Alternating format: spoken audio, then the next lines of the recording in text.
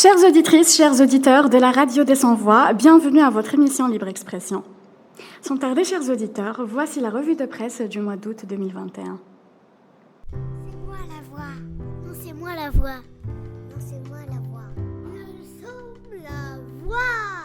Nous sommes tous la voix des sans-voix.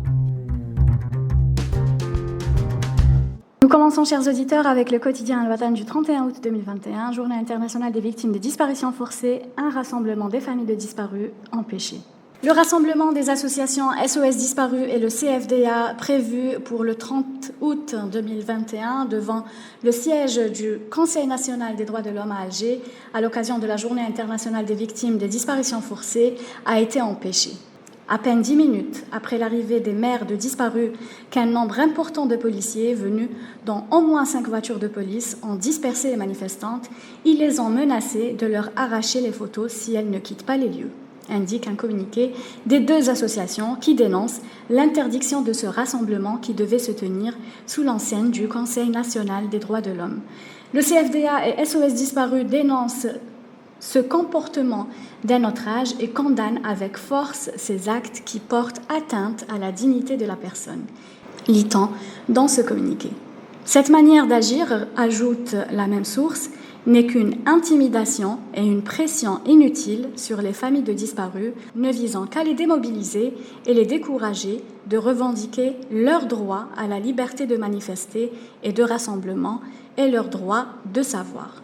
Dans un autre communiqué rendu public le 29 août 2021, les deux associations réitèrent leur appel à la vérité et à la justice sur le sort des milliers de disparus durant les années 90. À l'occasion de cette journée internationale, SOS Disparus et le CFDA rappellent que cela fait plus de 20 ans qu'elles attendent leurs enfants, leurs pères et mères, leurs frères et sœurs, enlevés un jour ou une nuit, par des militaires, des gendarmes ou des policiers sous les yeux de leurs proches et disparus depuis ce temps, indique le même communiqué. La même source rappelle que la quête de vérité bute toujours sur un silence des autorités. Ouvrez-nous les archives et nous trouverons les réponses à nos questions. Que ceux qui sont vivants reviennent enfin à leur famille et pour ceux qui sont morts, rendez-nous les corps. Appellent encore les deux associations qui se disent convaincues que chaque lutte menée les rapproche un peu plus de la justice et de la vérité. Le soir d'Algérie du 13 août 2021, colère et condamnation unanime du lynchage d'un citoyen à l'Arba'ana Tiratan. La mort d'un citoyen lynché et brûlé vif le mercredi 11 août à l'Arba'ana Tiratan, sud de Tizi Ouzou, suite à des soupçons sur son implication dans les incendies qui ravageaient la région, a suscité une vague de consternation et de condamnation unanime des habitants de cette wilaya. Depuis la mise en ligne des vidéos du drame, les réseaux sociaux notamment sont submergés de messages de pardon, de condoléances à sa famille et de condamnation de cet acte étranger aux mœurs de la région, écrit une internaute. Des représentants de citoyens de la société civile et des comités de village de l'Arba'ana Tiratan ont condamné avec force dans une vidéo postée le jeudi 12 août sur les réseaux sociaux le crime ignoble dont a été victime notre fils Jamal Ben Smaïl, natif de Miliana, Ain el-Defla, soulignant que ce crime inadmissible ne représente aucunement nos valeurs et coutumes séculaires et ancestrales. Les mêmes représentants ont présenté au nom de cette région ravagée par les incendies leurs condoléances les plus attristées à la famille de la victime et à tous les habitants de Miliana. Des personnalités connues sur la place publique locale, des universitaires et des anonymes, tous ont exprimé leur condamnation à ce crime et de ses auteurs appelant la justice à sévir contre de tels actes. Des appels à se démarquer de ce crime et de ses auteurs qui ne représentent pas la région sont également lancés par plusieurs personnes qui condamnent cette justice sauvage et rappellent que se faire justice soi-même ne rendra pas les morts. La réaction sereine et pacifique de la famille de la victime a été fortement saluée à travers les différentes régions du pays. Selon un post largement partagé sur les réseaux sociaux, il est écrit « Le fils combattait les flammes et le père combat la fitna, la discorde ». Liberté Algérie du 14 août 2021, Labah Karesh condamné à 1 an de prison, dont 8 mois ferme. Le journaliste Labah Karesh a été condamné pour ses écrits. Le verdict de son procès a été rendu le jeudi 12 août 2021 par le tribunal de Tamanrasset qui l'a condamné à 1 an de prison, dont 4 mois avec sursis. Une condamnation qui a surpris plus d'un. D'abord sa famille qui attendait sa libération. Elle a également surpris la famille de la presse et le collectif de défense. Tout le monde s'attendait à une libération presque certaine du journaliste, mais la justice en a décidé autrement. En prison depuis le 19 avril dernier, Labah Karesh devra purger une lourde peine pour avoir rapporté sur Liberté une manifestation de citoyens de Tamanrasset. Tout sur l'Algérie du 18 août 2021, immigration, forte hausse du nombre de clandestins interceptés en mer. Les Algériens continuent de risquer leur vie pour rejoindre clandestinement les côtes européennes. En 6 jours, du 12 au 17 août 2021, 473 personnes ont été interceptées par les gardes-côtes algériens alors qu'ils tentaient de traverser la Méditerranée à bord d'embarcations de fortune. Al-Watan du 20 août 2021 appelle à la haine, arrestation de 4 individus à Oran impliqués dans la diffusion de vidéos.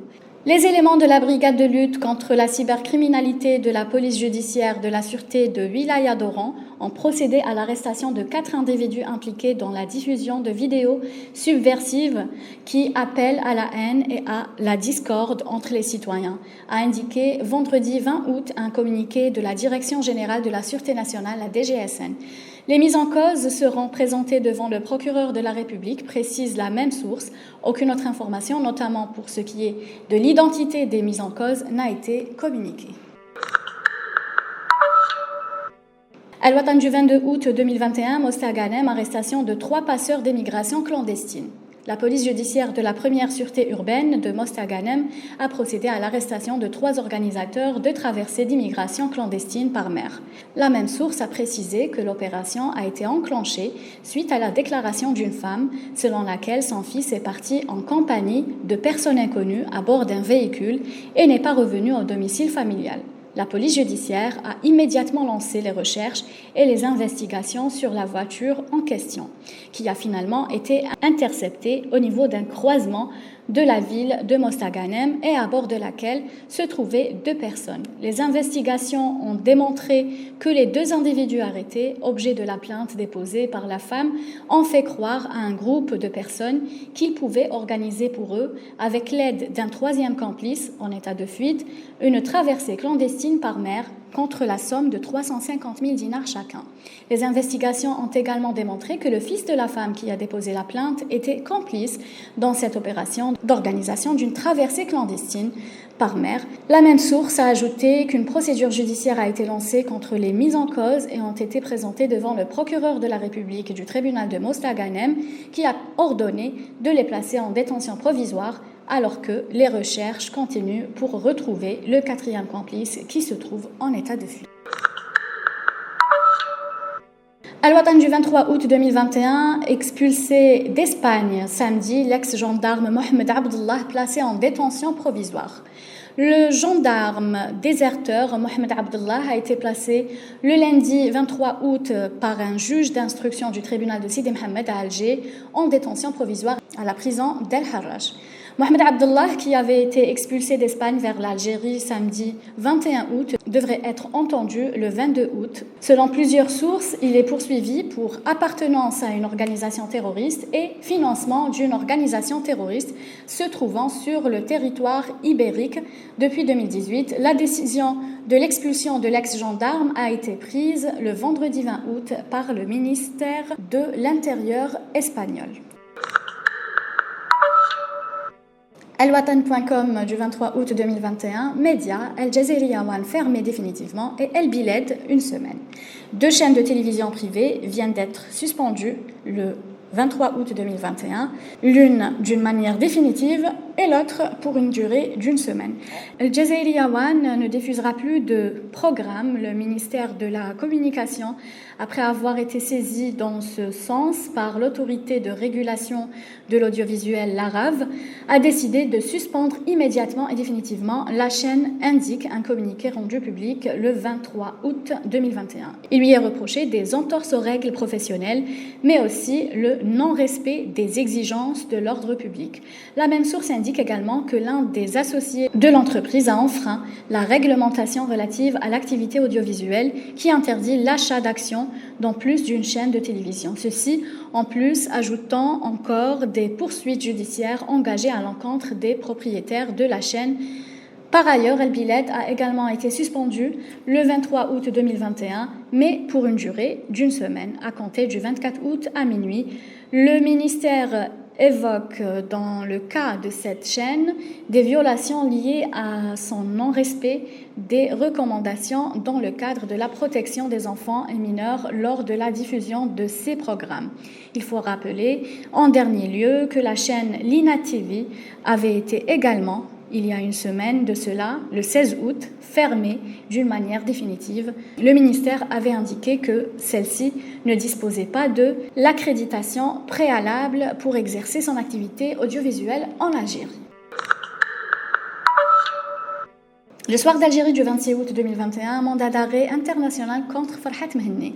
Le procureur de la République près la cour d'Alger, Sidi Ahmed Merred, a annoncé le 25 août 2021 l'émission de mandats d'arrêt internationaux contre les commanditaires du meurtre de Jamel Ben Smaïn à l'Arba'a Netiratan à Tizi Ouzou et à leur tête le président du mouvement MAC, Farhat Mehenni, ajoutant que 83 sur les 88 suspects arrêtés dans l'affaire du meurtre de Jamel ont été placés en détention provisoire, s'exprimant lors d'une conférence de presse animée au siège de la Cour d'Alger consacrée à la présentation de détails sur ce crime. Le procureur général a indiqué que 29 individus étaient actuellement en état de fuite avec l'émission de mandats d'arrêt internationaux contre certains d'entre eux, souhaitant que les pays où se trouvent ces individus coopèrent pour les extrader dans les plus brefs délais.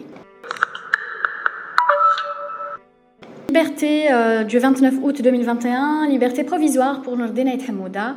L'ancien député Nordin Ait Hamouda a été remis en liberté provisoire le dimanche 28 août 2021 par la chambre d'accusation près la cour d'Alger, a appris liberté auprès de son avocat Hakim Saheb. Il quitte la prison d'El Harrach le 29 août 2021. Arrêté à Béjaïa alors qu'il rentrait à l'hôtel après avoir animé une conférence débat dans le café littéraire de Tichy, Nordin Ait Hamouda avait été placé sous mandat de dépôt le 26 juin dernier par le tribunal de Sidi Mohamed.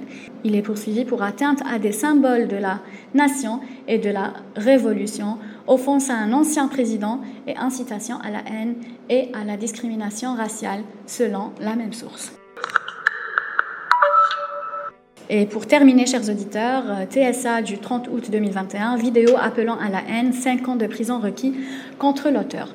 L'auteur de la vidéo appelant à rayer la Kabylie de la carte risque 5 ans de prison. C'est la peine requise par le procureur du tribunal d'Annaba ce lundi 30 août 2021 lors du procès